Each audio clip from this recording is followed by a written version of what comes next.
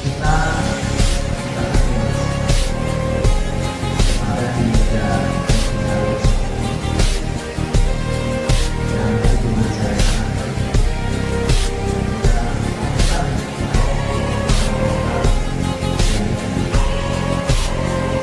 Tapi tentu dinamika heritage of Indonesia and who are on the level to join the Indonesian national team. I think it's a very good. I think at the moment what I saw was live in the World Cup. Indonesia played very well.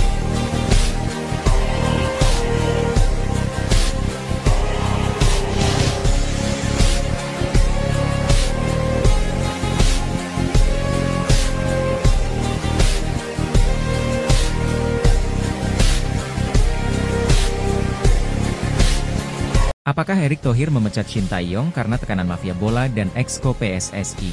Begini katanya.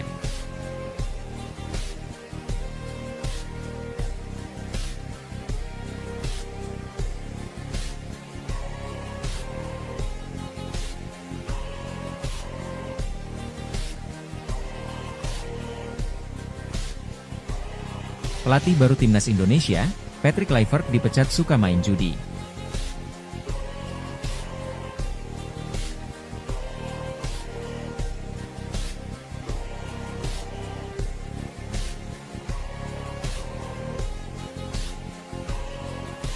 Hernando Ari kenang jasa besar Shin Tae-yong selamatkan karirnya.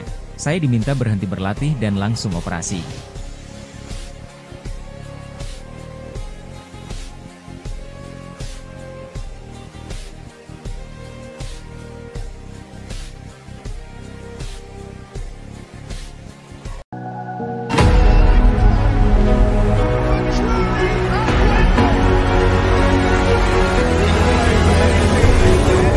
Ketua Umum PSSI membantah pemecatan Shin Tae-yong dari kursi kepelatihan Timnas Indonesia karena tekanan dari mafia bola dan Eksekutif Komite, (Exco). PSSI telah resmi mengakhiri kerjasama dengan Shin Tae-yong untuk melatih Timnas Indonesia. Pengumuman itu disampaikan langsung oleh Erick Thohir pada konferensi pers pada Senin, 6 Januari 2025. Kontrak Shin Tae-yong sejatinya baru habis pada 2027. Erick Thohir membantah bahwa alasan dibalik pemecatan Shin Tae-yong karena tekanan dari mafia bola dan Exco PSSI. Saya rasa semua tidak benar karena kalian tahu saya ini pemimpin yang tidak bisa ditekan-tekan. Bagaimana PSSI bersama Liga melakukan perbaikan match fixing, itu tekanannya jauh lebih berat, kata Erick Thohir. Saya rasa sekarang Liga 1 berjalan baik, yang alarmnya bunyi masih di Liga 2. Yang kita perbaiki di Liga 1 itu dengan adanya VAR, pelatih yang bisa dipercaya. Liga 2 akan menyusul, ujar Menteri BUMN itu. Sekali lagi ia menegaskan bahwa diri tidak bisa ditekan oleh pihak manapun. Jadi saya rasa, saya bukan tipe pimpinan yang bisa ditekan-tekan. Saya yakin apa yang kita lakukan semua untuk kebaikan, kata Erick Thohir. Intinya kita harus kerja keras, tidak bisa cuma terima keadaan dan mengharapkan hasilnya bagus, ujarnya sebelumnya. Erick Thohir menjelaskan bahwa Timnas Indonesia butuh sosok baru yang memiliki strategi lebih baik. Tentu dinamika di Timnas perlu jadi perhatian khusus oleh kami dalam evaluasi. Kita melihat perlu ada pimpinan yang bisa lebih menerapkan strategi yang tentu disepakati oleh para pemain. Komunikasi yang lebih baik dan tentu implementasi program untuk Timnas, ujarnya. Shin Tae-yong melatih Timnas Indonesia sejak Januari 2020. Komunikasi yang lebih baik dan tentu implementasi program untuk Timnas, ujarnya. Shin Tae-yong melatih Timnas Indonesia sejak Januari 2020.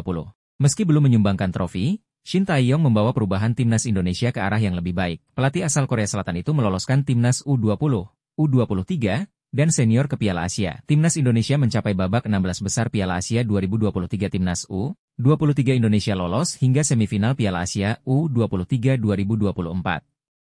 Yang terbaru, Shin Tae-yong membawa Timnas Indonesia melaju hingga putaran ketiga kualifikasi Piala Dunia 2026 zona Asia. Saat ini Timnas Indonesia berada di posisi ketiga grup C dengan 6 poin. Timnas Indonesia masih menyisakan 4 pertandingan lagi untuk mencapai tiket lolos ke Piala Dunia 2026. Pelatih baru Timnas Indonesia, Patrick Kluivert dipecat suka main judi. Mantan striker Timnas Belanda, Patrick Kluivert, menjadi kandidat kuat pelatih baru Timnas Indonesia pengganti Shin Tae-yong. Patrick Kluivert disebut-sebut sebagai pelatih baru Timnas Indonesia pengganti Shin Tae-yong yang resmi dilepas PSSI pada Senin, 6 Januari 2025. Nama besar Patrick Kluivert sebagai pemain memang tak bisa dipandang sebelah mata. Namun sebagai seorang pelatih masih perlu dipertanyakan. Menurut laman resmi Transfermarkt, kali terakhir Kluivert menjabat pelatih kepala yakni bersama klub Turki, Adana Demirspor, pada 2023. Itu pun Kluivert hanya bertahan selama 6 bulan. Ditunjuk bulan Juni, pergi di bulan Desember dengan mencatat 20 pertandingan. Sebelumnya, Kluivert sempat menjadi pelatih interim Curaçao pada Mei hingga Oktober 2021 dan pernah menjabat manajer Akademi Barcelona pada Juli 2019 hingga Juni 2021. Sebelum itu, Kluivert menjabat sebagai asisten pelatih timnas Kamerun selama 1 tahun. Cerita menarik dibagikan Kluivert soal terakhir kali ia menukangi sebuah tim, tepatnya saat bersama Adana Demirspor. Menurutnya, ia tidak dipecat melainkan menyudahi kerjasama dengan kesepakatan bersama di saat Adana Demirspor tampil lebih baik. Kami mengakhiri kontrak melalui kesepakatan bersama. Kami telah melakukannya dengan sangat baik dan bahkan fantastis dalam konteks Eropa, kata Patrick Kluivert. Hingga masalah pun muncul ketika manajemen Adana Demirspor disebut tidak menggaji para pemain dan staf pelatih selama berbulan-bulan. Kluivert mengaku bisa hidup beberapa bulan tanpa gaji, tetapi ia juga memikirkan pemain dan staf lain yang terdampak. Ditambah Adana Demirspor menelan kekalahan dari Sivasspor, Kluivert pun dipanggil manajemen hingga disepakati berakhirnya kerjasama. Pertama 1 bulan, lalu 2, lalu 3. Pada titik tertentu para pemain juga mulai mengeluh. Selama pelatihan, mereka mulai menyadari bahwa mereka juga tidak dibayar.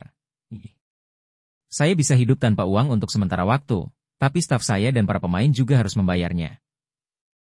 Kami melakukannya dengan baik dan mencapai hasil yang baik, tetapi pada satu titik kami tidak menerima gaji. Pada satu titik kami kalah dari Sivasspor dan kemudian direktur teknis dan orang yang melakukan negosiasi mendatangi saya. Mereka menginginkan kesepakatan bersama. Mereka tidak ingin melanjutkan, begitu pula saya, kata Kluivert lagi. Meski begitu, Kluivert dibuat jengkel dengan pernyataan Adana Demirspor terkait alasan pemutusan kontrak. Kluivert disebut tidak lagi memiliki kompetensi dalam memilih pemain dan menjalankan strategi terbaik hingga tim menelan kekalahan. Ditambah saat itu ia belum mendapatkan tunggakan gaji dari Adana Demirspor. Kasus ini bahkan sudah sampai ke FIFA. Mereka merasa saya tidak lagi punya keunggulan dalam seleksi. Tapi ternyata tidak demikian. Kami berada di urutan keempat. Terserah FIFA, saya akan mendapatkannya. Gaji yang belum dibayar, pada akhirnya, tapi itu menjengkelkan, pungkasnya. Hernando Ari kenang jasa besar Shin Tae-yong selamatkan karirnya. Saya diminta berhenti berlatih dan langsung operasi. Shin Tae-yong mungkin sudah tidak mendampingi skuad timnas Indonesia dari pinggir lapangan, tetapi jasanya tetap akan dikenang oleh salah satu pemain Persebaya Surabaya, Hernando Ari. Erick Thohir sudah mengumumkan pemecatan Shin Tae-yong dalam konferensi pers pada Senin, 6 Januari 2025, di Jakarta. Erick Thohir menyebut dinamika di dalam ruang ganti timnas Indonesia menjadi salah satu alasan pemecatan pria 54 tahun tersebut. Keputusan PSSI jelas mengejutkan publik, pasalnya, Shin Tae-yong masih memiliki kontrak jangka panjang dengan PSSI. Pelatih 54 tahun tersebut punya kontrak sampai 2027. Selain itu, segala pencapaian Shin Tae-yong bersama skuad Garuda tidak melindunginya dari ancaman pemecatan.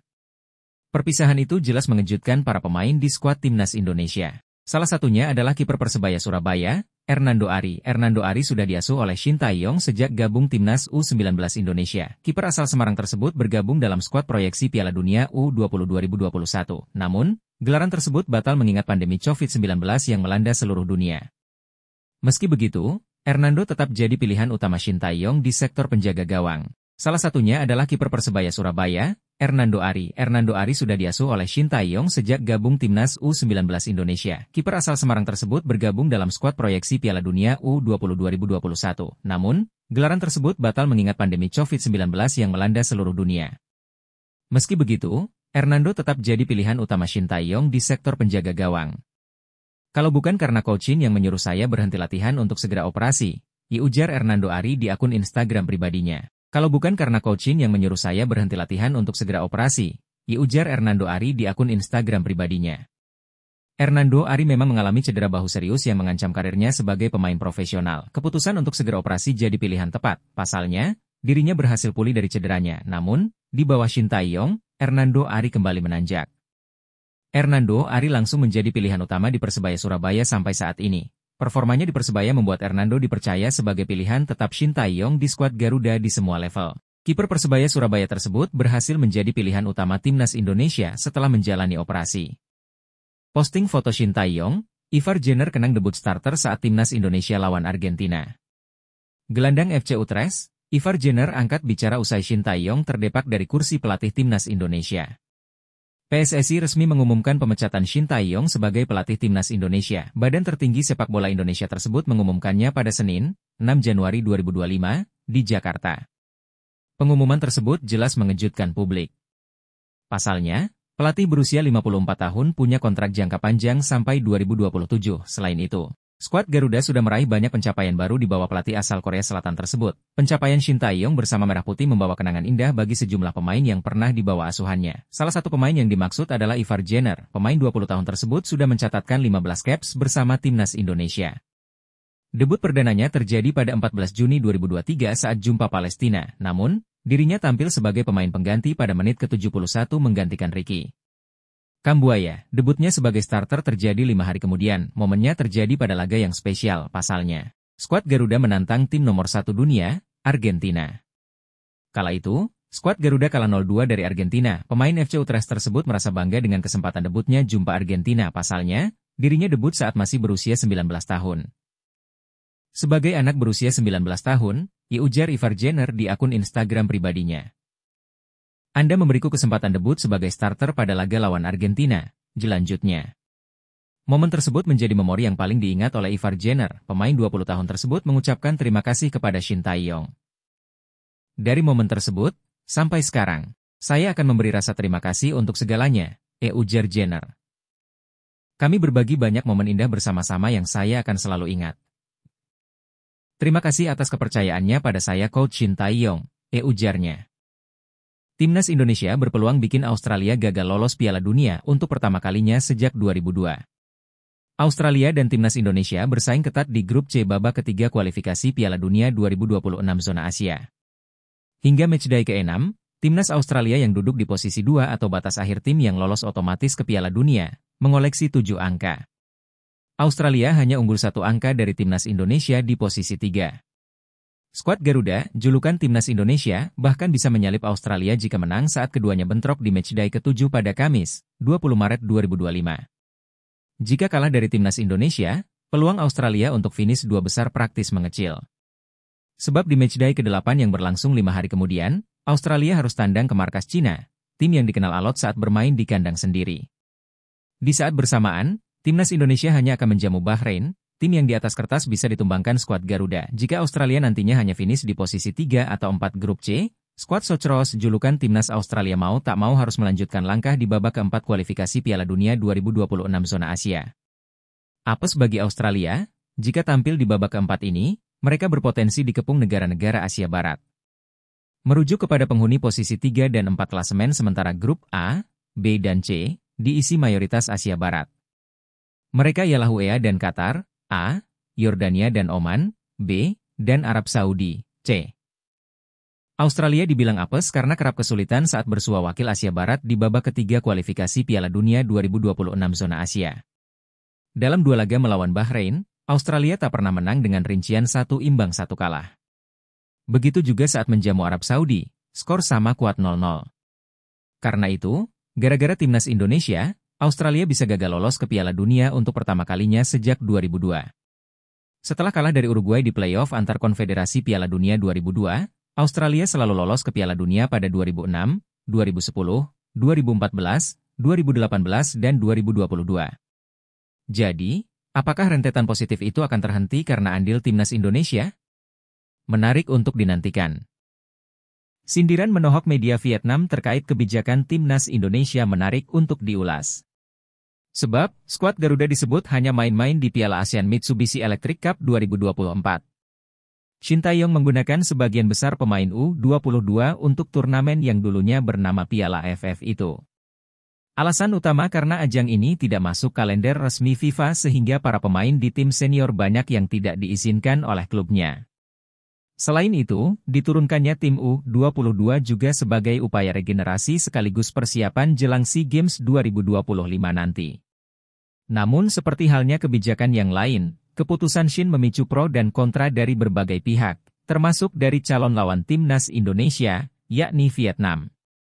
Media ternama Vietnam, Dan Tri Com Vn, menyebut penggunaan pemain U22 di Piala ASEAN Mitsubishi Electric Cup 2024 menjadi tanda Indonesia tidak serius menatap turnamen ini.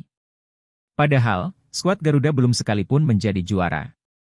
Meski belum pernah menjuarai Piala AFF sebelumnya, namun tim Indonesia nampaknya tak menganggap serius Piala AFF 2024, tulis media Vietnam, dan Tri Com VN dikutip Okezone, Sabtu, 7 Desember 2024. Baru-baru ini, pelatih Shin Tae-yong mengumumkan daftar pemain di turnamen ini. Apalagi, sebagian besar pemain Indonesia yang dipanggil berusia di bawah 22 tahun, sambung tulisan tersebut. Media tersebut juga menilai, pemilihan Stadion Manahan, Solo, sebagai markas Timnas Indonesia di Piala ASEAN Mitsubishi Electric Cup 2024 adalah tanda ketidakseriusan. Seharusnya, tim Merah Putih tetap bermarkas di Stadion Utama Gelora Bung Karno, SUGBK, Jakarta. Tak hanya itu, Indonesia juga tidak memilih Stadion Bung Karno sebagai kandangnya pada babak penyisihan grup turnamen ini. Sebaliknya, mereka hanya memilih Stadion Manahan yang kapasitasnya hanya 20.000 kursi, seperempat dari Stadion Bung Karno. Prediksi susunan pemain Timnas Indonesia versus Myanmar, menanti duet maut Marcelino dan Ronaldo, Struijk istirahat dulu. Timnas Indonesia akan memulai perjalanan di ASEAN Cup 2024 melawan Myanmar pada laga pertama grup B di Stadion Tuuna, Yangon, Senin, 9 Desember 2024. Bagi skuad Garuda laga ini akan jadi ujian berat karena Shin Tae-yong akhirnya harus meracik tim baru. Namun, hampir semua pemain yang dipanggil cukup familiar dengan Shin karena sempat dipanggil ke pemusatan latihan Timnas U20 Indonesia dengan pemain yang sudah menyebar. Waktu yang mepet membuat pelatih asal Korea Selatan tersebut harus cerdik dalam memilih pemainnya, seperti gaya bermain Timnas. Skuad Garuda diprediksi akan bermain dengan formasi 3-4-3, komposisi ini sering digunakan oleh Shin saat memimpin Timnas Indonesia dalam beberapa kompetisi. Hal tersebut cukup rasional karena ini akan membuat pemain bisa segera beradaptasi saat dipanggil ke Timnas Senior. Menariknya, hampir semua lini akan jadi persaingan yang ketat. Tentunya, hanya pemain terbaik yang mendapatkan kesempatan masuk ke tim utama untuk melawan Myanmar. Dava Fasha diprediksi akan jadi andalan di posisi kiper untuk laga perdana ini. Tentunya, Cahya Supriyadi yang jadi pemain utama di Timnas U20 Indonesia akan mengincar posisi tersebut, menuju posisi bek tengah, Muhammad Ferrari tentu akan jadi pilihan utama di Timnas Indonesia, dengan postur dan pengalamannya. Pemain Persija Jakarta ini juga dipercaya menjadi kapten untuk skuad Garuda. Kadek Arel jadi pilihan tepat untuk berduet dengan Ferrari saat melawan Myanmar. Di sisi lain, Kakang Rudianto akan jadi trio di pertandingan kali ini. Gelandang kanan bisa jadi menjadi milik Asnawi Mangkualam dan di gelandang kiri memasang Pratama Arhan cukup rasional, gelandang bertahan menjadi milik Arhan Fikri yang sudah cukup. Berkembang di Liga 1, Marcelino akan bertugas menjadi gelandang serang sekaligus inisiator serangan. Ini akan membuat sektor tengah skuad Garuda semakin solid. Di sektor penyerangan, trio Ronaldo Kuateh, Hoki Caraka, dan Doni Tri bisa jadi pilihan yang tepat. Hoki sebagai striker menjadi andalan bersama PSS Sleman di Liga 1 musim ini. Posisinya sebenarnya cukup terancam karena ada Rafael Struijk, tapi pada ajang ini rotasi menjadi kunci untuk mempertahankan performa tim. Ronaldo juga sudah mulai mendapatkan kesempatan bersama tim asal Liga Thailand Muangthong United. Doni tentu merupakan nama yang cukup tepat karena dia juga merupakan kapten Timnas U20 Indonesia dan permainannya terus berkembang.